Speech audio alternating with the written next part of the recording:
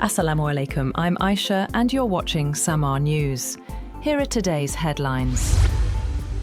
US President Donald Trump's swift rejection of Iran's response to a US peace proposal has sent oil prices surging higher. Days after the US floated an offer in the hopes of reopening negotiations, Iran released a response focused on ending the war on all fronts, especially Lebanon, where US ally Israel is fighting Iran-backed Hezbollah militants. Within hours, Trump dismissed Iran's proposal with a post on social media. The US had proposed an end to fighting before starting talks on more contentious issues, including Iran's nuclear program.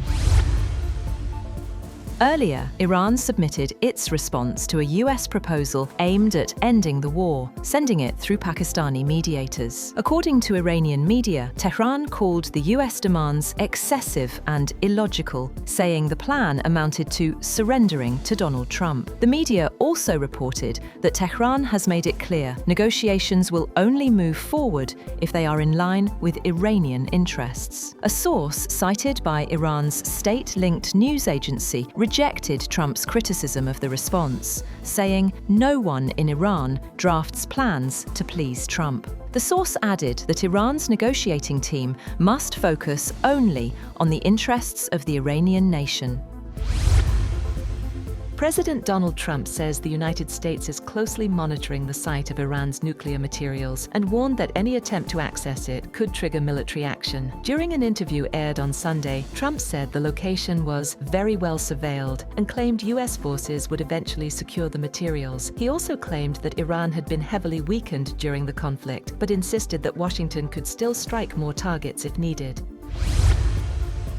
US intelligence agencies believe Iran's new supreme leader, Mojtaba Khamenei, has been involved in shaping Tehran's wartime strategy and negotiations with Washington. The report, citing sources familiar with assessments, says Khamenei has remained largely out of public view after sustaining injuries during the conflict, but is still believed to be communicating through trusted intermediaries. Iranian officials, however, say he is recovering well and dismiss speculation about his health. US assessments also suggest Iran's military has been weakened by strikes, but retains operational missile capability, while senior Revolutionary Guard figures are managing day-to-day governance amid ongoing diplomacy with the US.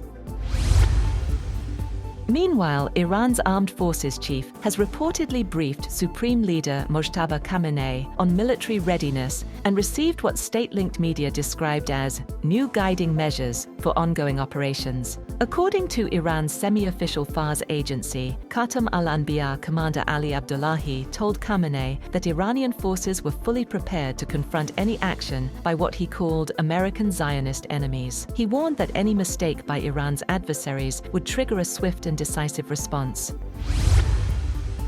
At least 39 people were killed in Israeli airstrikes across Lebanon, according to the Lebanese Health Ministry, as cross-border violence with Hezbollah continues, despite a reported ceasefire arrangement. One of the deadliest strikes hit the southern town of Saksakieh, killing at least 7 people, including a child. Another strike in Nabateh killed a Syrian man and his 12-year-old daughter, with reports of additional casualties in follow-up attacks. The Israel Defense Forces said it targeted Hezbollah operatives and infrastructure. Lebanon says more than 120 people have been killed in the past week alone, as clashes intensify along the border.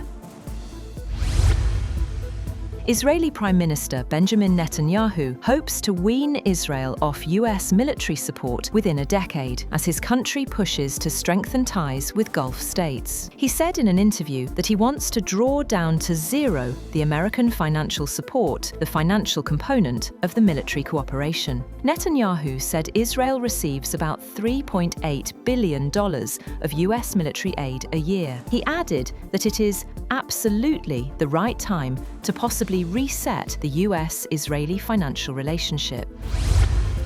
That's all for now. For more updates, visit www.samaa.tv. Thank you for watching SAMAA News.